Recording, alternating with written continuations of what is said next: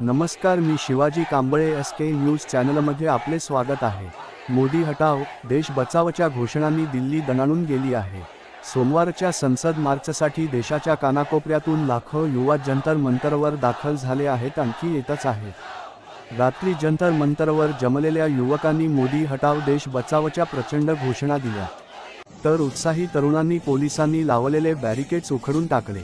मंचावर अभिजित दीपकेचे आंदोलन सुरूच आहे। दरम्यान सफदरजंग रुग्णालयातून सोनम वांगचुक यांनी आंदोलन करणाऱ्या विद्यार्थ्यांना संदेश पाठविला आहे की लोकशाही मार्गाने आंदोलन शांततेत सुरूच ठेवा आणि जुलै 20 चा संसद मार्च यशस्वी करा।